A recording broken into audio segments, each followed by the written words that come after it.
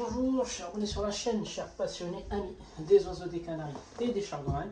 Encore une nouvelle vidéo sur Canaries du 28 et aujourd'hui les amis, nous allons juste revenir un peu sur les origines de nos mutations, l'origine en fait de cette passion. Donc on va essayer de comprendre ce qui s'est passé dans la nature qui nous a permis d'avoir certaines mutations fixées en élevage et d'en faire une passion, un plaisir qu'on vit tous les jours les amis, et comprendre génétiquement comment certains sujets mutants se sont retrouvés dans la nature, quel est plutôt le potentiel de la nature à faire modifier des gènes chez certains sujets de la faune et la flore les amis. Donc avant de démarrer le sujet, donc je vais essayer de faire une petite vidéo 10-15 minutes qui sera aussi l'introduction peut-être à des nouveaux chapitres dans la génétique les amis. Donc avant de démarrer quoi que ce soit, comme dans nos habitudes, une petite introduction pour clarifier le sujet et puis on va faire un zoom sur ce qui nous intéresse réellement. Donc ce qu'on appelle les chardonnerets blancs. Donc, malheureusement beaucoup de monde, que ce soit chez les canaris ou les chardonnerets, donc ça c'est un sujet un peu commun, canaris et chardonnerets, beaucoup de monde appelle les mutations blanches, mutation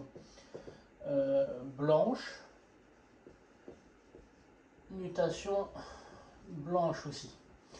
En fait, ils appellent des mutations blanches chez le canari un oiseau blanc, alors que c'est faux. En fait, chez le canari, on a l'albino, et ça sera le sujet de cette vidéo. On a le blanc récessif, on a le blanc dominant, on a l'agate satinée, on a, j'en passe, l'opale, en fait certaines versions de l'homo opale ou l'agate opale en fait qui sont, donc voilà, donc on met dans une catégorie on appelle les canaris blancs tout ce qui est clair ou qui présente un minimum de mélanine, alors que c'est faux. C'est pas ce qu'on appelle les blancs les amis. Chez les canaris, ce qu'on va appeler le blanc, c'est l'albino, absence totale de blanc. Le récessif blanc aussi, on peut l'appeler albino. Mais par contre, il est un peu différent. Domino, il est un peu différent. Chez le chardonneret, c'est pareil. Le chardonneret, en fait, on va appeler blanc un Isabelle satiné, un agate satiné, je sais pas, un panaché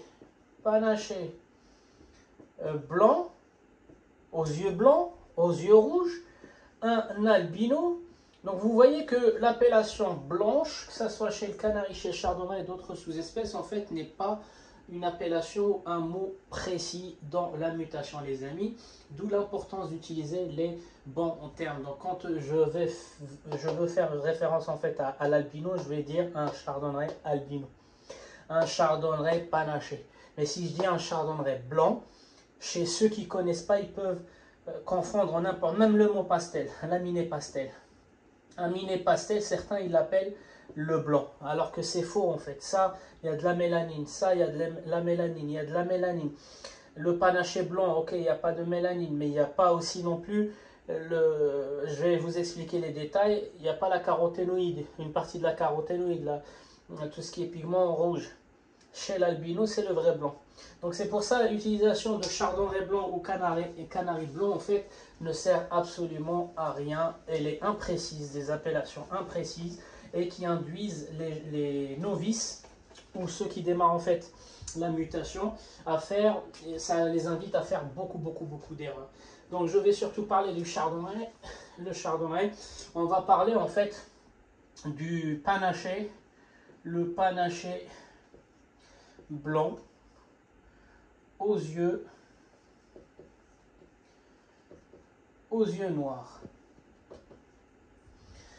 On va aussi parler du panaché blanc aux yeux rouges. Et on va parler aussi de la mutation albino ou albinos pour ceux qui veulent entendre le S. D'accord? Donc ces trois-là, ce sont des mutations où en fait il n'y a pas de présence de mélanine. Donc dans le panaché blanc, en fait, il n'y a pas de mélanine. Dans le panaché blanc aux yeux noirs, dans le panaché blanc aux yeux rouges, pas de mélanine. Donc ça c'est la mélanine. Et dans l'albino, pas de mélanine. Et les trois, ils sont blancs. Donc je vais vous mettre une photo. Le panaché blanc aux yeux noirs, je vous mets la photo. Le panaché blanc aux yeux rouges, je vous mets aussi la photo des jeunes de Maropro 2023, des frères et sœurs. Et je vais vous expliquer en fait la différence. L'albino, j'en ai pas malheureusement. Mais je vais vous mettre quand même une photo de l'albino et puis on va les commenter ensemble. D'accord? Donc le panaché blanc aux yeux noirs. Donc déjà 0 mélanine. Mélanine. Noir et brun, il n'y en a pas. Pas que ça. Défaut du masque. Ça veut dire soit le masque, il est présent chez le panaché blanc aux yeux noirs, soit le masque, il est partiellement présent, découpé, panaché, le masque aussi il est panaché, soit le masque, il est absent. C'est-à-dire, il n'en a pas, comme la photo que je vous ai montrée, il n'en a presque pas. Il a quelques miettes autour du bec, mais il n'a pas de masque. Celui-ci, c'est la même chose. Mais par contre, la différence entre les yeux noirs et les yeux rouges, c'est que chez les yeux rouges, même les yeux, ils ont été panachés. Ça veut dire la panachure n'a pas touché que les plumes et la peau, le derme et les parties cornées, mais elle a aussi touché la rétine. Elle a aussi touché le rouge. Et la couleur rouge que vous voyez, en fait, on a l'œil, la rétine, et à l'intérieur de l'œil, il y a des micro-veines, en fait, qui vont circuler, qui vont faire circuler le sang. Donc, quand il y a beaucoup de pigments noirs, l'œil, il devient noir. Je dis noir, mais c'est brun. Dans les yeux, il n'y a pas de pigment noir, les amis, c'est du brun. Les yeux, c'est que des pigments bruns. Donc, quand la mutation, elle est chargée de pigments bruns, l'œil, il devient sombre, noir. Quand il y a légèrement de pigments bruns, type lait dilué, comme l'Isabelle. L'Isabelle, à l'essence, il a les yeux rouges, après, ils vont devenir foncés. Et quand l'œil, quand la panachure, elle touche les yeux, en fait, ce qu'on va voir, c'est la couleur du sang, le reflet de la lumière sur les micro-veines qui sont rouges. Et ça donne, en fait, les yeux rouges. Donc, l'effet de rouge que vous voyez, c'est l'absence de la mélanine brune qui s'installe dans les yeux. Et ici, en fait, c'est que l'oiseau, il est panaché de partout, sauf les yeux. Les yeux n'ont pas été touchés par la panachure. D'accord? Donc ici, c'est une mutation dominante. On a vu ça dans le chapitre des mutations dominantes. Pareil que celle-ci. Donc la différence entre le premier et le deuxième, c'est uniquement les yeux. Ici, les yeux ils sont panachés. Ici, les yeux ne sont pas panachés. Et maintenant, l'albino, c'est quoi? Alors l'albino, je vais vous faire la même chose. C'est 0 mélanine, noir plus brune, mais par contre, masque complet, qui est différent de ça. Donc, vous voyez la différence? Et donc, l'albino, c'est une mutation récessive. Je vais vous expliquer dans quelques minutes c'est quoi la différence entre le gène de l'albino et les panachés. D'accord? Donc le panaché blanc aux yeux noirs, c'est un panaché, un gène dominant. Le panaché blanc aux yeux rouges, c'est un panaché, gène dominant, mais ici, la panachure, elle a touché les yeux. Et l'albino, en fait, c'est un oiseau qui ressemble à ces panachés, sauf que lui, en fait, son masque n'est pas touché. Pourquoi? Parce que la panachure, elle touche la mélanine, noire, brune, et le rouge du masque. Alors que l'albinisme ne touche pas le rouge du masque. D'accord? Donc les vrais albinos, ce sont des oiseaux, des chardonnerets blancs, mais qui conservent en fait leur masque. Ils ont des fois en fait des reflets jaunâtres, mais ça c'est la couleur du fond du chardonneret qui définit. C'est pas vraiment en fait l'albino. L'absence de mélanine fait apparaître chez les chardonnerets blancs ou l'albino en fait des reflets jaunes parce qu'ils sont déjà à couleur jaune les chardonnerets. Ok, donc maintenant on va un peu raisonner. Donc on a compris, l'albino est différent du panaché. Donc maintenant les sujets de la nature. Comment à partir des oiseaux capturés dans la nature, on arrive à en faire. Donc je vais commencer par le panaché parce que c'est le plus simple. Donc oiseau panaché. La plupart des mutations qu'on a la plupart des mutations qu'on a en élevage aujourd'hui, ce sont des oiseaux capturés. Donc oiseaux capture, issus de capture, élevés, donc élevés en captivité, élevés en captivité, plus reproduit suivant plusieurs générations.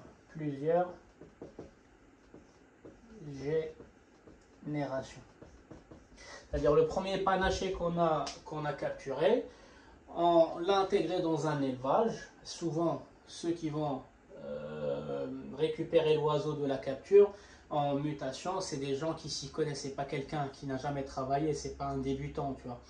Donc c'est plutôt des gens qui connaissent le chardonneret, qui l'élèvent peut-être en phénotype normal, en classique, et puis c'est eux qui sont les plus compétents en fait à fixer ce qu'on appelle en fait là, après la capture, il y a la fixation de la mutation. Fixation de la mutation. Voilà. Et donc du coup, c'est des gens qui sont compétents, des éleveurs chevronnés, etc., qui connaissent la reproduction, les besoins des oiseaux. Ils vont récupérer cet oiseau-là, et comme ils ont de l'expérience, ils peuvent pas le perdre aussi facilement qu'un novice, que quelqu'un qui débute. Donc ils savent comment le déstresser, comment l'adapter petit à petit, la quarantaine, etc. Et puis ils vont le préparer pour le mettre en reproduction. Donc le gène de la panachure, c'est un gène dominant, donc il est facile à travailler. Le gène dominant, quand vous avez un oiseau en mutation dominante, vous pouvez tirer facilement des jeunes panachés dans la génération, en fait, c'est facile. Donc il y a le panaché, il y a le perlato, il y a le jaune, le noir, le jaune, le noir, et il y a le damasco aussi. Voilà, donc les chardonnerets dominants, c'est ceux-là. Ils ont été rapides et faciles à fixer. Pourquoi? Parce que c'est une mutation dominante. On sait récupérer dans les jeunes facilement des mutations dominantes. D'accord? Donc il y a eu un sujet de capture, élevé, préparé, reproduit. Et souvent quand on reproduit la première génération, on sort des jeunes. Les éleveurs, qu'est-ce qu'ils vont faire? Du moins les Italiens, ils vont répartir éleveur 1, 2, 3. Donc dès la première génération, pour multiplier les chances de fixer et développer rapidement cette mutation, qui vient d'être en fait à partir d'un sujet, on en a sorti par exemple 3 dans les jeunes le premier tour. En fait, on va donner un éleveur 1, 2, 3, lui aussi il va continuer à fixer la mutation. Sachant que c'est du dominant, c'est facile mais ça évite en fait que si l'éleveur 1 il fait une erreur dans son élevage, on perd la mutation. Il y a beaucoup de mutations qui ont été perdues comme ça, parce que l'éleveur en fait n'a pas voulu partager, l'éleveur n'a pas voulu travailler en binôme, en trinôme ou en groupe, etc. Et le monde de l'élevage en mutation a perdu beaucoup de mutations qui ont été capturées dans la nature, mais on n'a pas eu le temps de les fixer parce que justement les éleveurs ont été égoïstes, certains éleveurs ont été égoïstes et ça a conduit en fait à la perte de la mutation. Donc voilà, donc une fois que les jeunes du premier tour ont été répartis sur trois autres éleveurs, on en a 4 aujourd'hui qui travaillent la mutation pour pouvoir l'améliorer, parce que souvent les sujets de capture n'ont pas une belle taille, n'ont pas une belle plume, n'ont pas des couleurs de fond qui les valorisent, etc. Et donc c'est ce que les éleveurs vont travailler pour pouvoir en fait obtenir un oiseau qui a une belle couleur de fond, il a une belle plume, une belle répartition de mélanine, et une belle répartition de mélanine, résistant aussi, résistant dans les élevages, etc., etc. D'accord? Donc ça, c'est la façon comment on travaille pour fixer une mutation avant, en fait, que ça se démocratise chez tous les éleveurs. Donc, qu'est-ce qui s'est passé sur le sujet de la capture? Hop, alors, le sujet de la capture. Donc, comme vous le savez, les oiseaux, comme les êtres vivants, on a toujours deux morceaux d'ADN, un morceau du papa, un morceau de la maman. En fait, le sujet qui a été capturé et qui est mutant en panaché, la panachure, elle est dominante. Il suffit qu'elle existe soit chez le papa, soit chez la maman. Donc une mutation, c'est une erreur génétique. Toutes les mutations qu'on a aujourd'hui, ce sont des erreurs génétiques qui vont soit freiner les fonctions du corps, soit les annuler. L'albino, par exemple, il fait abîmer, il fait annuler, pardon, je vais en parler. Mais par contre, toutes les mutations diluées dans les élevages, c'est une erreur génétique qui va faire ralentir la mélanine et qui va nous donner par exemple l'aniné, qui va nous donner l'isabelle, qui va nous donner le satiné, l'isabelle typique, le satiné dilué, etc., etc. Donc ce sujet de capture, donc génétiquement, il avait l'ADN du papa, l'ADN de la maman, et sur l'un de ces deux ADN, en fait, il y avait une erreur d'ADN qui va effacer la mélanine. Donc le corps de l'oiseau, il produit la mélanine. Le corps de l'oiseau, dans l'ADN d'un oiseau normal, ADN d'un oiseau normal, il produit la mélanine. Mélanine. Donc ça, c'est un fonctionnement normal. Mais l'ADN du papa ou de la maman, ils ont une erreur qui fait que partiellement, donc cet ADN panaché, il va produire de la mélanine, mais il ne va pas la fixer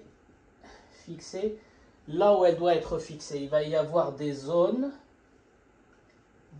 effacées, comme une gomme. Ici, c'est un oiseau normal, il est mélanique. Et ici, c'est un oiseau qui porte l'ADN de l'un de ses parents qui a un problème, une maladie, qui va effacer aléatoirement la mélanine sur certains endroits de l'oiseau. Alors je sais pas si je vais réussir à dessiner un truc. Voilà, donc si sur la version normale, j'ai tout ça comme mélanine et j'ai tout ça comme mélanine, dans la version panachée par exemple, je vais peut-être effacer ça et garder que ça. Peut-être la panachure va me faire l'inverse. Elle va m'effacer la partie en bas et me garder la partie en haut. Peut-être elle va m'effacer tout et l'oiseau deviendra panaché blanc. Donc c'est pour ça, le responsable du panaché blanc, en fait, c'est un des gènes, soit du papa, soit de la maman, qui a en fait un problème génétique qui fabrique la mélanine, mais en fait ne la fixe pas partout. C'est comme s'il va l'effacer, mais aléatoirement. D'accord? Donc ce sujet-là, il porte soit sur son papa, soit sur l'ADN de sa maman, en fait, un gène dominant. Un gène dominant, ça veut dire soit c'est ici, sur le papa, soit c'est sur la maman qui a eu en fait le problème. Donc nous, on ne sait pas. Voilà, à partir de ce sujet-là, on ne sait pas ce que c'est son père ou sa mère. Mais pour qu'un sujet comme ça existe dans la nature, en fait, une erreur ADN, elle arrive quand le corps de l'oiseau commence à se développer. Ça veut dire il y avait eu l'ovule, le spermatozoïde qui vont donner en fait une espèce de germe ou un fœtus qui va se développer. Pendant ce développement du fœtus, en fait, c'est là où il peut y avoir des erreurs d'ADN. Donc soit l'oiseau il a déjà récupéré le gène infecté par cette maladie qui est la panachure de la part de son papa ou de sa maman. Ça veut dire dans la nature, il n'y a pas qu'un seul panaché. Nous, on a capturé le bébé, mais il existe un papa ou une maman dans la nature qui sont encore panachés. Ou soit, en fait, c'est pendant le développement, après la fécondité, pendant le développement dans l'œuf, l'ADN du bébé qui est à l'intérieur, il a développé une erreur interne, sa propre erreur. Ça veut dire, le papa était normal, la maman était normale, mais au final, le jeune, il a développé, en fait, dans l'ADN global, papa plus maman, il a développé, en fait, un morceau dans lequel il y a une erreur, sa propre erreur. Pendant le développement, il s'est passé un truc. D'accord? Donc, bien distinguer trois cas pour les panachés. Les panachés, soit c'est le sujet qui est panaché, soit c'est son père qui lui a donné panachure, soit c'est sa mère. Dans tous les cas, ça va se voir sur lui. Mais ça veut dire, dans la nature, il existe aussi un autre panaché. Ou soit il l'a développé lui-même, mais ce cas-là, il est très rare parce que c'est héréditaire, que l'oiseau développe lui-même, en fait, une erreur sur l'un des deux, soit celui-ci, mais ça va se voir, en fait, sur le couple ADN papa plus ADN maman. D'accord? Donc, et ça peut toucher les yeux. Donc, quand ça touchera les yeux, ce tronçon-là, il va dire, bon, bah, moi, je n'installe pas, je vais effacer la panachure sur tout le corps, plus les yeux, bah, les yeux, ils seront rouges. Et quand ce gène-là de la panachure décide, en fait, aléatoirement d'effacer uniquement la mélanine des plumes, bah, les yeux, en fait, ils seront noirs. Donc, c'est ce qui explique le panaché blanc et le panaché blanc aux yeux noirs et blanc aux yeux rouges. Donc, pareil, l'albino, parce que tout ça, c'est pour arriver à l'albinisme, les amis. Oiseau albino, c'est pareil, la capture. Donc l'albinisme, c'est plutôt une maladie, c'est la plus flagrante parce qu'elle existe chez les mammifères, elle existe chez les humains, elle existe partout. Des animaux tout blancs, ça existe dans les parcs zoologiques, ça existe dans la nature et ça existe dans les captivités, dans les élevages. Donc c'est une maladie qui va vraiment annuler, ça veut dire qu'elle ne fabrique même pas de mélanine. La différence avec la panachure, c'est que la panachure fabrique de la mélanine, mais ne va pas l'installer partout. Elle va l'installer aléatoirement. Alors que l'albino ne fabrique pas cette mélanine. Par contre, l'albino, il fabrique, lui, la couleur rouge. C'est-à-dire le masque ne doit pas être panaché. Chez l'albino, le masque, il doit être complet. Parce que l'albinisme, en fait, annule la mélanine brune et noire, mais ne touche absolument pas à tout ce qui est caroténoïde. Le rouge, par exemple. D'accord? Donc, sujet de capture, pareil. On a fait une première génération, tout de suite on a réparti plusieurs éleveurs, et ce qui fait que, là, par contre, ça reste un oiseau assez fragile à la lumière, assez fragile dans les fonctions élémentaires, la respiration, la digestion, etc. Mais c'est normal, tous les animaux albinos, en fait, ils bénéficient dans les parcs zoologiques, en fait, d'un soin assez particulier, parce que c'est comme ça, en fait, la nature est bien faite. Quand il y a un oiseau qui est vraiment différent, en fait, de ce qu'on appelle des oiseaux normaux ou naturels, il présente, en fait, une fragilité. Donc ça, c'est un oiseau, en fait, qui est très très fragile dans les élevages, malgré le travail des éleveurs, qu'on reconnaît d'ailleurs aujourd'hui. Il reste quand même ça reste encore une mutation très difficile à élever, même chez le canari, même chez le verdier, même chez aussi d'autres espèces beaucoup plus courantes. Donc du coup, l'albino, enfin, c'est pareil. Donc j'ai un sujet qui est capturé, il a celui de son papa, celui de sa maman. Par contre, contrairement à la panachure, j'avais mis D. Là, c'est R, c'est récessif. Récessif, ça veut dire quoi? L'oiseau ne peut pas être mutation récessif que si les deux parents lui ont donné la mutation récessive. Ici, on parle d'une maladie. Donc l'oiseau ne peut pas être albino que si son papa lui a donné la maladie et sa maman lui a donné la maladie. Autrement dit, pour trouver un oiseau albino dans la nature, c'est que, hop, il existe des porteurs, minimum 2 porteurs dans la nature. Le papa et la maman sont porteurs et souvent sont des frères et sœurs parce qu'ils ont la même maladie. Voilà, tout le tronçon. Donc 2 fois la maladie. Donc quand on voit un albino dans la nature, ce qu'il faut comprendre, c'est qu'il y a beaucoup d'animaux, pas que les oiseaux, beaucoup d'animaux sont porteurs en fait d'albinisme, les amis, parce que c'est la maladie la plus récurrente, la plus courante en fait chez toutes les espèces, y compris les humains. C'est pour ça chez les humains on dit évitez de vous marier consanguinité parce que parmi les maladies héréditaires qui sont récessives, en fait l'albinisme et d'autres maladies, bien sûr. Donc les dominantes chez le chardonnay récessif, pardon, les maladies, les mutations récessives, on a l'albino, on a la tête blanche, on a l'opale, on a le aurora, anciennement le féo, on a le perlé. Voilà. Donc ces mutations-là, quand ils ont été capturés dans la nature, tout de suite les éleveurs qui ont travaillé, qui ont dispatché en fait la mutation pour pouvoir la fixer et pas la perdre, on a compris que dans la nature, il y avait des porteurs. Et donc du coup, il ne peut pas exister un albino. Pourquoi? Parce que si l'erreur ADN s'était faite pendant le développement comme pour la panachure, je vous ai dit l'ovule plus le spermatozoïde, ça va vous donner un germe, un fœtus qui va se développer. Pendant cette phase-là, en fait, l'erreur ne peut survenir que sur un seul des tronçons, soit le papa, soit la maman. Elle ne peut pas arriver sur les deux en parallèle. Le risque ou la probabilité qu'elle arrive deux fois sur le même tronçon d'ADN, sur le même bébé, est vraiment très très faible.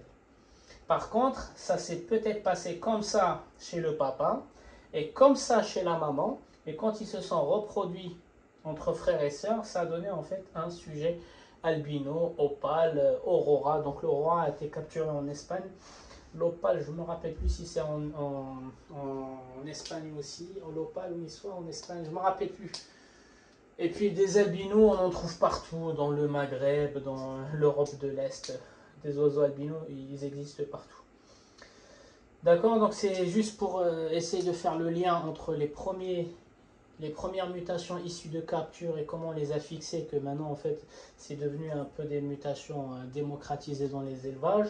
Qu'est-ce qui s'est passé sur leurs gènes et au moment de la capture, comment on a lu leur code génétique par rapport à ce qui se passe, ce qui reste dans la nature. Donc quand on a capturé un panaché, on ne s'est pas trop posé de questions, soit c'est le papa, soit c'est la maman, soit il a développé la maladie lui-même pendant l'évolution.